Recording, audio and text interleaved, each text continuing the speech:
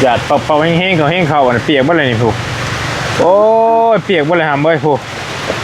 มันคือหยาดลายตรงอันนั้นตรงฝนเนี่ยตรงบ่ได้เลยนี่บอกนี่ก็เอ็นบ่เลยจ้ะ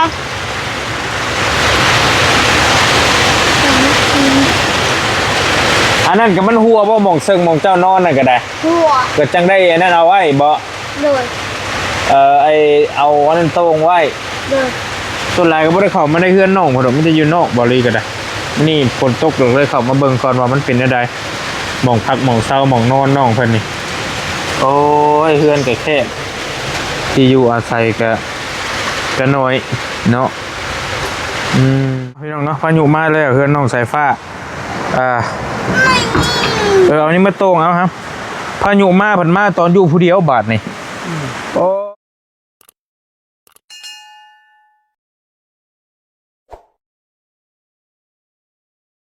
อะไรหัวปะเลยยังหัวโอ้พายุใช่ได้บ้างฮะฝนตกโอ้ยพี่น้องเลยใช่ไหนบ้างฮะโอ้พี่น้องเลยเพื่อนน้องเพื่อนนี่โอ้ยหยาดปักอยู่พายุเนาะพี่น้องเนาะพายุมาแล้วเพื่อนน้องสายฟ้าเอานี่มาตรงเอาครับพายุมาผันมาตอนอยู่ผู้เดียวบาดนี่โอ้โหทางในนี่ก็บ่ได้สร้างเขามาเบิ้งในบ่อลีกะโอ้โหหยาดปั๊บเลยพี่หาเนี่ยอันนี้จะตรงฝนบ่นี่ฮามมันคอยหาเนี่ยโค้งมาให้คนนี้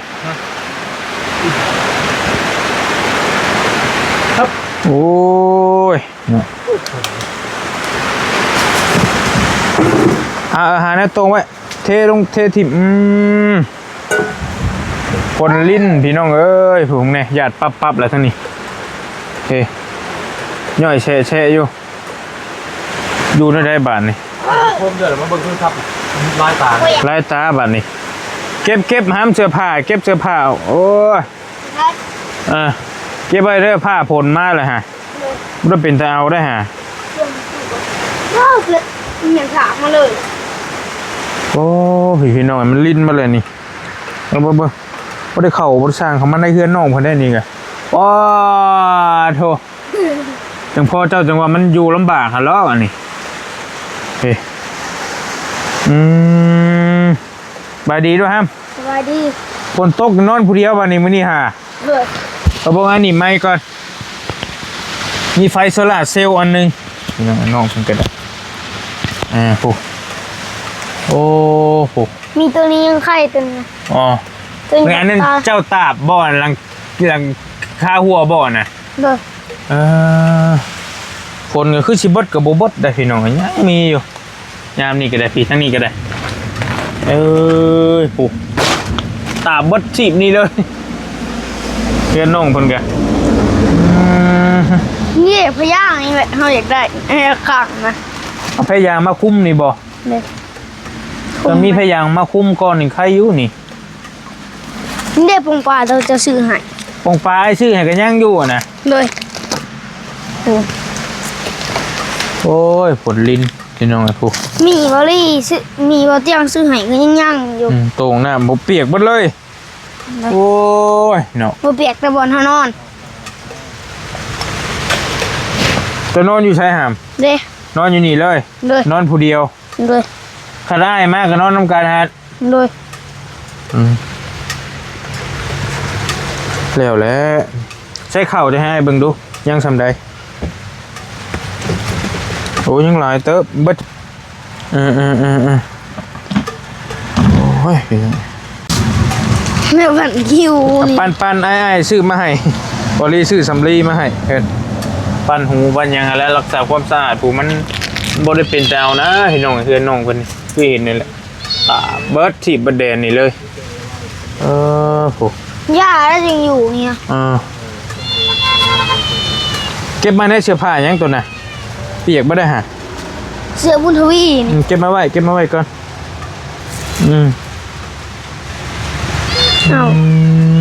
โทรศัพท์ป้าเหม็นชัวลืมเลยเหม็นป้าเราทำไว้ใช้บัตรนี่อีเนาะปัวกี่นี่เหม็นเลยเนาะอีเนาะ โทษพี่น้องอยู่ได้หำมันนี่เวลาฝนตกจะก็อยู่ชิแล้วติ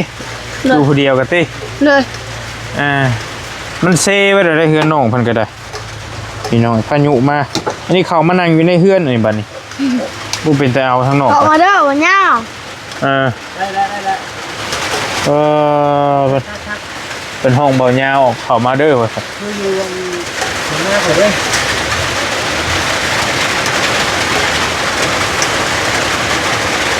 ไฟนี่มันกุ้มคืนบ่ล่ะ บุกกุบนะ8 โมงก็ปิด มันบ่แดดในแห้งแล้วแหล้วอันนี้เมื่อคืนนี่ลิ้นบัดคืนบ่พอจังโมงมันตกคืนนี่ ตกหมอดปิดน้ำคนเหม็นตกเดิกมาแล้วก็ มันหยุดเองมันบ่ เลย ตัวบริโอ้ย ให้นี่ครับพอตกหอดแจ๊กใครมันเปิดเองอ่ะ มันหลายปีแล้วไฟโซลาร์เซลล์เจ้านี่ก็ได้ตัวเก่านี่อ๋อเฮงเข้าบาดนี่น้ำพลกระหยาดปับมึงมานี่ได้อนี่พี่น้องมึงก็ เทจังได้เมื่อขึ้นรถได้บางลี ได้อยินแล้วไงนะบ่ต้องห่วงง่ายแต่ห่วงว่าเจ้าสิอยู่ได้นี่ฝนตกนี่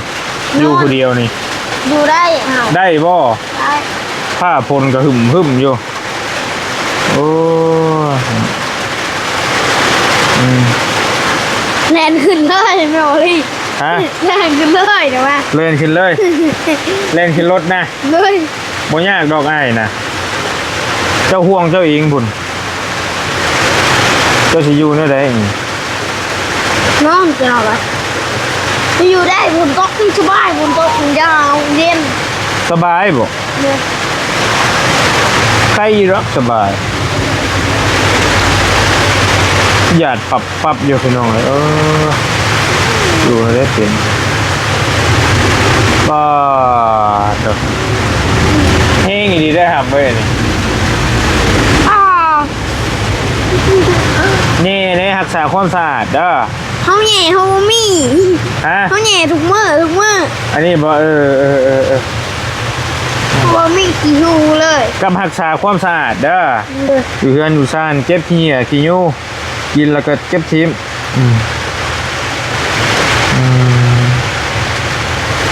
โอ้ยฝนก็จะเป็นเราฝน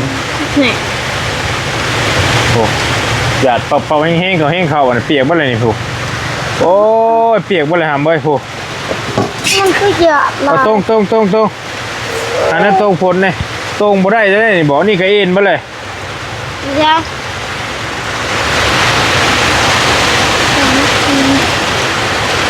อันนั้นก็มันหัวบ่หม่องเซิงหม่องเจ้านอนนั่นก็ได้ หัว ก็จังได้อันนั้นเอาไว้บ่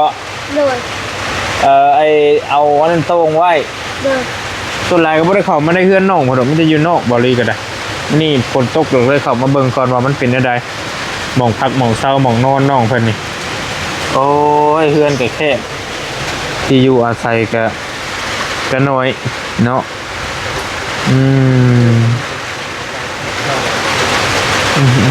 เจ้าคือเอาไปโค้งเลยเงาโบเลย ฮะ เจ้าคือเอาไปโค้งเลยเงา แต่มันมืดแล้วนี่ป้าออกมานอกพี่ป้าป้าไปหามองนั่งนอกพี่เปียกไปแล้วมาเบิ่งข้างนอกอยู่ในไรเป็นอันนี้อีหน่อย ที่นี่ผัดไข่เน่บ่เปียกบ่ได้นี่เนาะ มีไม่ได้เกี่ยวเลย อยู่ในเปียกบ่ได้บ่ยาวเว้ย ไม่เอากันเลย โอ้ทำมาเลยสวัสดี เหมือนเก็บไม้ ผู้พายุเข้าเลยทำเว้ยโอ้ จะได้บัตรไหนก็นั่งใช้ แล้วก็นั่งน้ำกันนี่แล้วนี่มานั่งพี่นั่งใส่กันนั่งแล้วมาพี่แฮมไป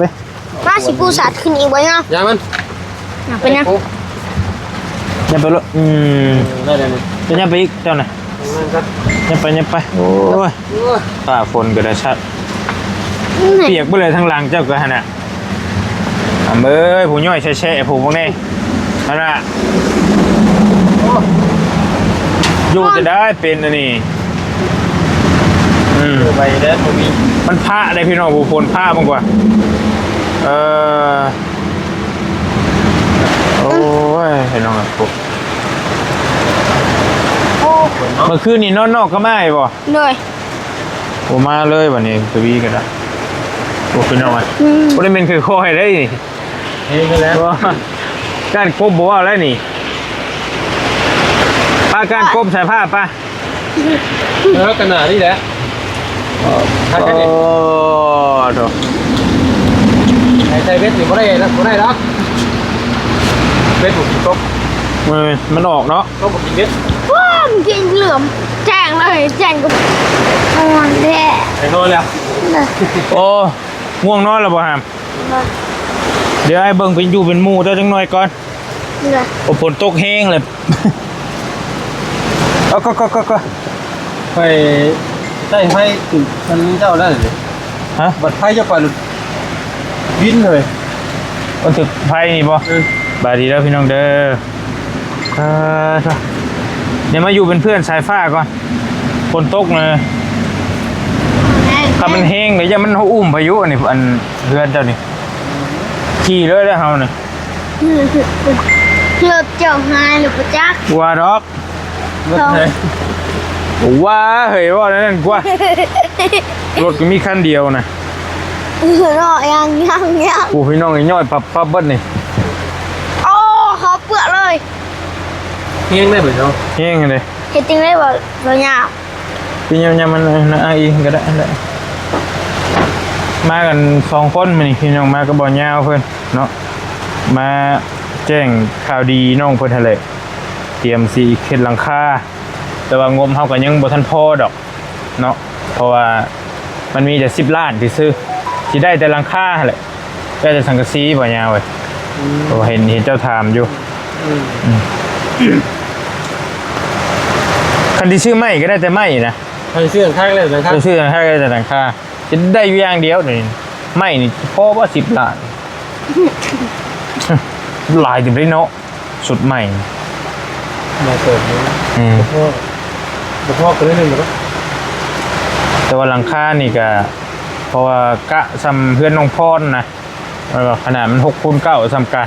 ลงเฮิมซื้อตัวนั้น8 ล้านบ่หรือ9 ล้านนี่อันนี้บริมี10 ล้านก็คิดไล่เพื่อตะปอกตะปูอย่างเลยนะก็คิดว่าน่าจะได้อยู่ก็คุยกับพ่อกับแม่เพิ่นแล้วก็เว้าคร่าวๆอาจ ได้ขึ้นโค้งหลังคาก่อนกับนี้เนาะ ตัวนั้นแล้วสำคัญ ก็มันจังโบปูโบพังนะ แม่นก็ได้หลังคาแล้วก็จังว่ากันเพราะว่าถ้ามีเงินเราก็ต้องขึ้นหลังคาแล้วก่อนเพิ่นก่อเพราะหยังมันก็จังบ่ถึกแดดถึกฝนมันก็จังงานไป ครับมันก็ได้บเด็ดปูนมันถลอกมันหักเนาะ แม่น มันเปื่อยตายไปโดนมันก็เปื่อยได้ มันคัดบ่หำมากบ่รู้ว่าได้นี่ เรานิ้วเลือกหาย บ่นิ้วเลือกให้ เพราะว่าเราแต่คนนี้ คักกะลีบ่นิ้วกะเรื่องมากนี่บ่มักดอกอันนี้แต่ว่าผู้อ้ายนั่นบ่ได้ทรงนี้ยังยาวคือเก่าพุ่นน่ะ ไม่พอนะ ได้ทรงเท่ทรงนี้ก็ดีอยู่มันจังนั้นปง เลย กับเฮากลาง ไอ้ถามนี่แต่เบิ่งกล้องน้ำอ้ายว่าน้อยพี่ไอ้ถามนี่แต่เจ้าอยู่คนเดียวนอนผู้เดียวทำอิฐทำบ่อเลยนี่เจ้าย่านบ่ครับ บุญานบ่ได้ มีหยังที่เจ้าย่านก็หมู่ ยามอาโจนอย่างเดียว ย่านโจร เลย คนสิมาเอาหยังนำเจ้าโจรเอ้ยนี่พี่ชา มีอะไร แต่เงินทองหลายก็ยังว่าเพิ่นสิมาปล้นมาหยังบ่มีดอกเงินก็บ่รีบ่ได้เอาไว้น้องๆไปพี่น้องแต่บ่รีเก็บไว้บ่ไว้อยู่แล้วมันอันตรายคือ ไม่แล้ว มีแต่เอามาแจ้งซื่อๆแล้วก็เอามือแจ้งยอดไว้ซื่อ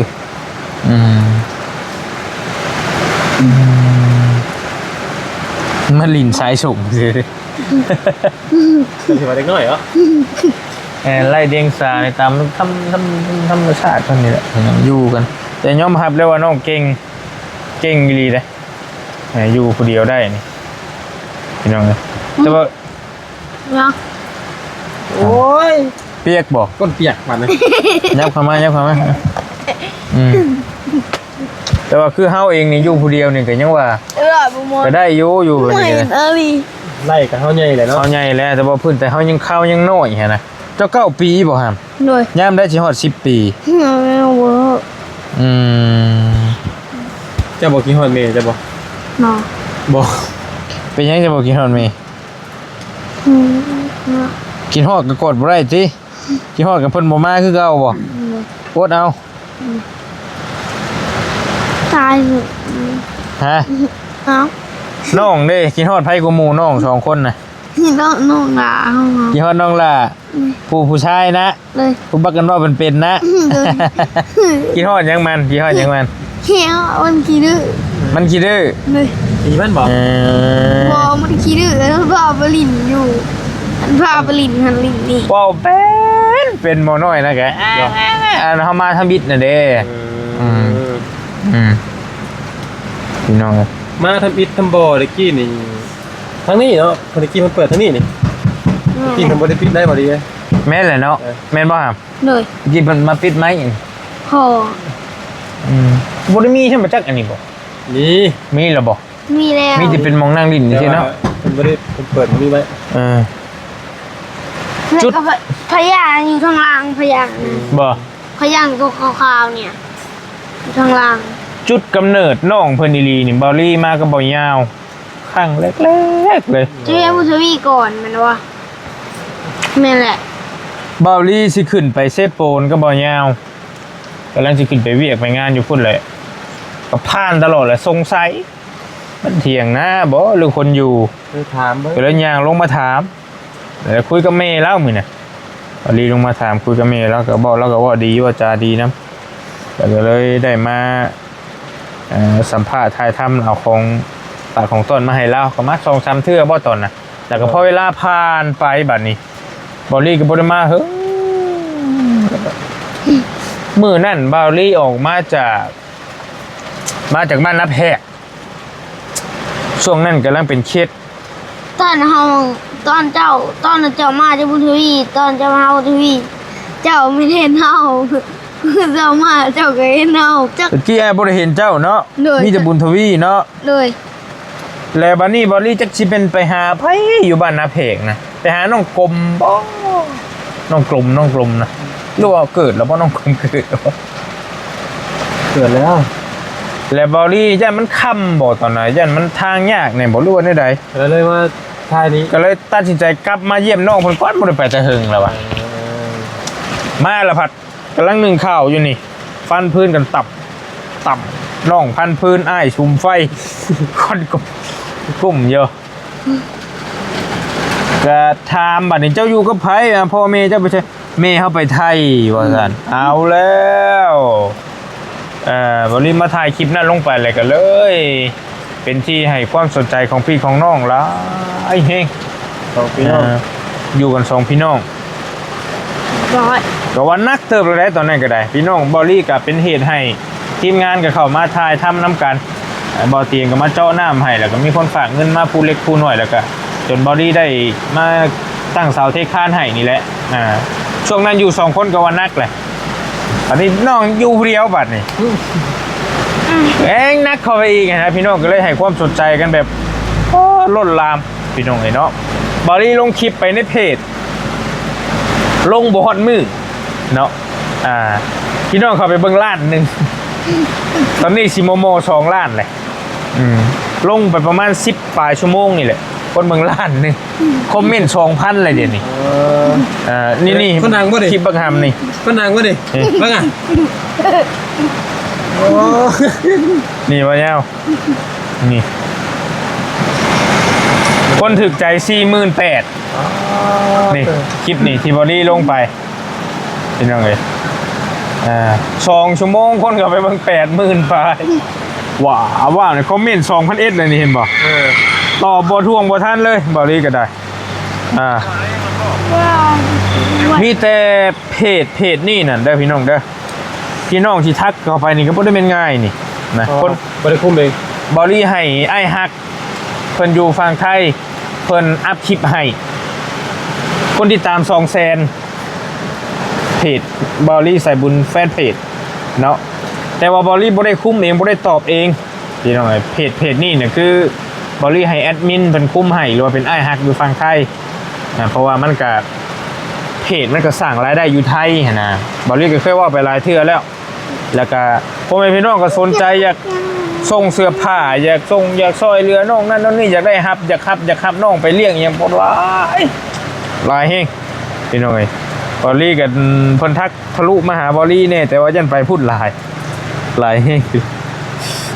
ก็เลยว่าตอบบ่ทวงบ่ทันก็ยันว่าพี่น้องบ่เข้าใจว่าบอลลี่เป็นยังคือบ่ตอบข่อยในนั้นนู่นนี่หั่นน่ะแล้วก็สิตอบบ่ทันบ่ให้เราก็มีเวียก เราขายของเราขายเครื่อง เราก็มีเวียก เราขายเครื่อง ใช่ แล้วนะเป็นขายเครื่องเลยอันนี้เลยก็เลยว่าบอลลี่ก็บอกพี่บอกน้องไปหลายทีแล้วแต่ว่าบางคนเพิ่นบ่ได้ฮู้จักเฮาใน YouTube เด้เพิ่นฮู้จักแต่ในเพจไปเติมน้ำมันมื้อนั้นกับน้องเพิ่นเฮาจำอ้ายได้แล้วเฮาเห็นเพจอ้ายอยู่ว่าซั่นแต่เพิ่นบ่ได้จักเฮาใน YouTube หลายคนก็จักในแฟนเพจหลายขนาดบ่าวยาวนี่ก็คือกันคนฮู้จักในแฟนเพจหลายเพราะว่าคนเข้าถึงง่ายแฟนเพจนะคนเข้าถึงง่ายแต่ว่ารายได้มันก็สิบ่ซ้ำ YouTube เราบ่ได้ช้ำค่อยน่ะคือบ่ว่าก็บ่ได้ช้ำแต่ว่าบอลลี่ก็มีรายได้อยู่ตัวนี้ในส่วนเพจนี่ก็พอได้มีรายได้เป็นอีกทางนึงเนาะพอได้เติมน้ำมันพอได้เก็บกำซอยการไปพี่น้องเลยรายได้มันก็บ่ได้ลวงได้หลายดอกเนาะก็แล้วแต่คนพี่น้องเบิ่งคือกันหั่นแหละเพิ่นก็ขยันดีเนาะก็ซองเบิ่งหยังเบิ่งรถได้บ่เพิ่นยันรถเสียได้พี่น้องเลยยังกันอยู่ไปว่ามีแต่ว่าคนที่ตามน้องในเพจนี่ลายแห้งนี่กะก็ลงนี่กะคนถึกแต่ 8,000 แหละจะพายโทรศัพท์จะพายโทรศัพท์ให้เจ้านี่กันนี่วะลายกลางคืนลายนี่คนเขาเบิ่งล้านห้าล้านห้าเซนเลยเป็นคนดังในชัวข่ำคืนเลยได้นี่ได้รับรองว่าเจ้าปัญญาบุญชงเฮือนี่ต้องมีคนทักเจ้าแหละได้ปะคือเพราะว่าพี่น้องคนที่ตามแฟนเพจนี่กับคนลาวนี่ก็ลายได้ลายเฮงเลยพี่น้องเลยหูจักมื้อนั่นก็มาเวหาเอาเงินในคนละแสนน่ะก็สิหูจักในเพจบอลลี่นั่นแหละมือบอลนิวมาถ่ายตู้บอลตู้บอลจะทำบุญทวีเหมือนตู้บุญทวีบอกเจ้านะมันขี่รถฟอร์ดโบเป็นฟอร์จูเนอร์ตีเหมือนดีแม็กบอกหรือนิสสันสักอย่างไม่มีฟอร์จูเนอร์มันใช่ไหมที่มันไปหลายไปหัวอักไปน้องไซก็เคยมาเวะได้นี่นะเห็นคลิปเบาเวียดบอกชื่อบ่น้องไซเพิ่นคือเวะได้ไปทำไปวัดมหาโชคแล้วก็มีเบาเวียดเบาต้ามาทำถึกมองผู้ดีเพิ่นสิถามว่าวัดมหาโชคไปใช้เลยมาถามอยู่นี่บังเอิญมีน้องไซมากับผู้ใหญ่เพิ่นได้ตัวน่ะผู้ใหญ่พาไปเที่ยวบ่หรือไปจักอย่างนี่แหละเที่ยวเพิ่นถามว่าวัดมหาโชคไปทางใดบ่ถามแม่เฮาบังเอิญดีเนาะแม่จะอยู่บ่ตอนน่ะเลยก็ถามถึงมองที่ถามก็ได้มาจอดไว้ติอายุน้องเพิ่นนี่9 ปีพี่น้องตอนนี้อยู่ผู้เดียวแต่ช่วงนี้กับบอลลี่ก็แวะมาหาน้องเกือบซุมื้ออยู่ถ้าบ่ได้ไปทางใดก็เพราะว่าก็อยากให้น้องเป็นได้มีเฮือนมีซ่านแน่ผู้ใหญ่ก็ฝากฟังไว้นำบอลลี่ก็หลายคนเนาะซื้ออาหารการอยู่การกินกับผู้เล็กผู้น้อยก็มีอยู่พี่น้องเอ้ยแต่ว่าโตเป็นเฮือนเป็นซ่านนี่ก็ก็มีมาเมื่อนี้แหละมีพ่อเพิ่นกับแม่เพิ่นฝากมา500 เหรียญเนาะก็คิดว่าได้แต่คือบริวารได้แต่อย่างนึงเพราะว่าองค์ประกอบของหลังคาเนี่ยมันมีอยู่3อย่างเนาะมีไม้แล้วก็มีสังกะสีแล้วก็มีค่าสร้างแค่นั้นแหละพี่น้อยก็เฮ็ดได้แล้วก็ตะปูตอกนะเล็กน้อยแต่นะครับบ่ไรก็ได้ดอก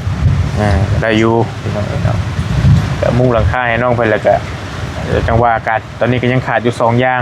ยังขาดหลังคาโอ้แม่นยังขาดไม้กับขาดค่าสร้างนี่เท่าใดยังบ่จักมีแต่บริสิประสานหาทีมงานไอ้อาจเขาแล้วประสานหาลุงอาจแล้วไอ้อาจนั่นแหละประสานแล้วบ่ประสานหาเราถ้าเราว่างเดี๋ยวสิให้เรามาเบิ่ง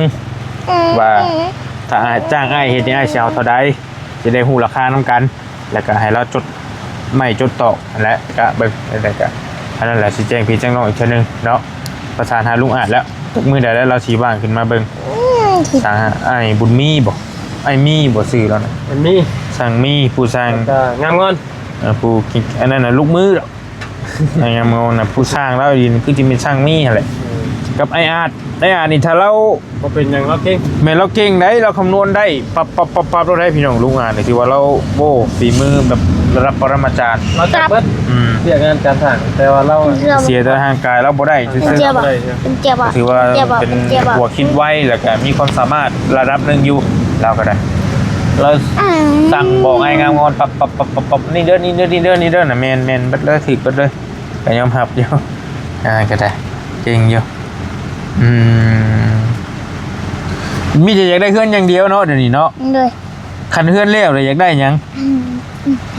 เด็กได้ของน้ อยากได้ห้องน้ำลืมถามไปเลยเจะไปถ่ายอยู่ไส ไปถามเนาะ ำ ไปถ่ายใช่ปลาเข้าบ่ได้นี่บ่ นะ บ่จะไปขี่ไปเหี่ยวอยู่ไสว่าขออนุญาต ดูป่าพอแล้ว ปลาอยู่ไส กลางคืนน่ะ คือกลางคืนแบบนี้จะไปถ่ายอยู่ไสหรอ เอามันปวดเลย คื เอา อปวด หัวละ รับไปแล้วเนาะ เลย มันต้องมีแหละว่ะ เกิดมันปวดมาเลยเจ้าเสียในใดอันเหี่ยวนี่บ่มีปัญหาหรอกเฮาเหี่ยวใส่ก็ได้ปลาเข้านี่แล้วบ่ บอก อือฮึ ภาคทาง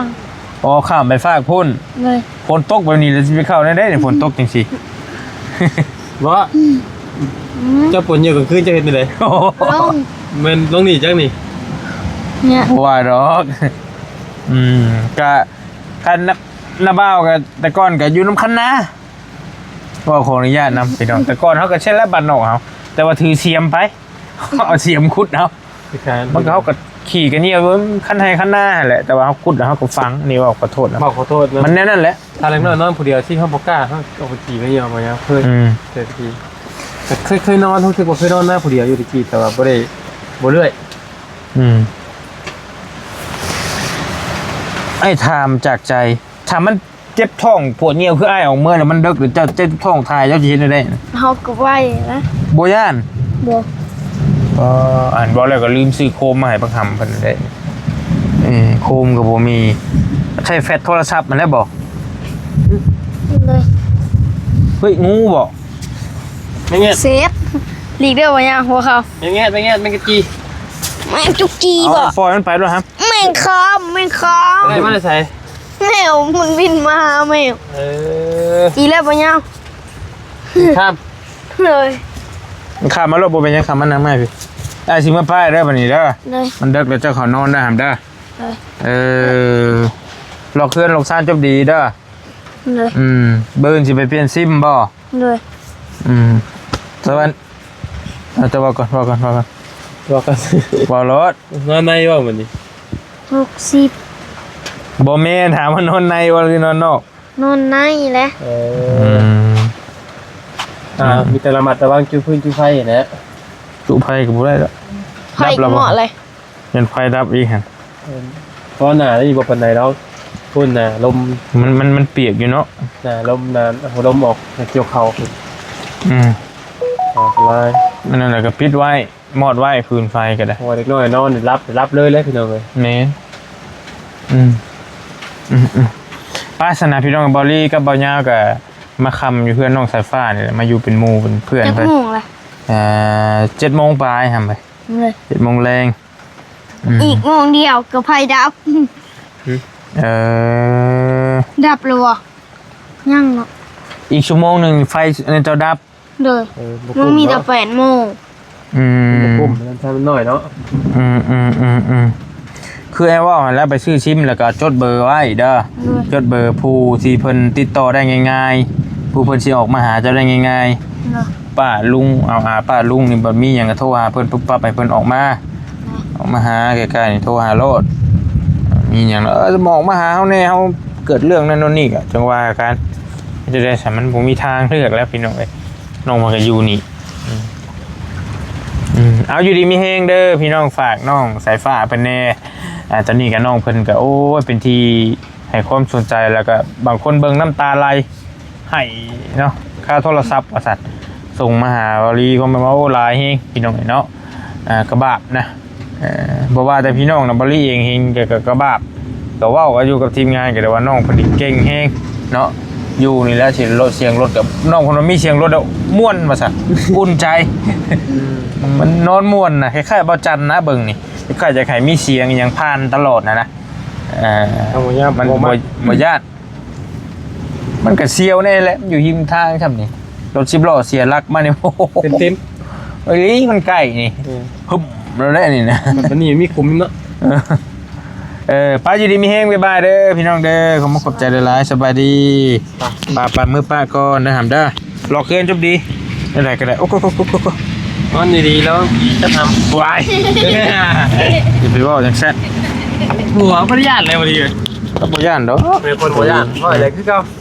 ป้าโอ้โหพี่น้องไอโฟนก็ได้ ไปเข่าอีกแล้ว หึมเลยไปเขาเลยล็อกว่ารถเฮือน ล็อกเลย โอ้หึมอยู่พี่น้องนะปู่ฮะนอนแล้วป่ะแมวจะได้นี่ มันได้เขานี่ มันรอดเขาได้บ่ แล้วเขาได้ มีตะ ก่อ มู น อยู่ โอเคฮัม เลย นอนรถ อื่นมาใหม่วะ เลยบ่อื่นกันได้บ่ไปใส่เดี๋ยวสิมาหาใหม่ดอกล็อกปู่โอ้ล่ามสูงใหญ่นึงโบเรียบร้อยโอเคป้าพี่น้องไอ้ผู้ฝ ฝน น ไงพอข้ามหมออ้ายมาดิผมมีสิทธิ์เข่าได้เนาะ แมนบอกข่าวแล้ว ถ่ายกับผมมี ต้องห้องเอา ห้องกับประตูนนี่นะได้รับเลย โอเคพี่น้องอยู่ดีมีแห้งฟ้าฝนกับโป๊ะเริ่มเบาๆในแล้วไป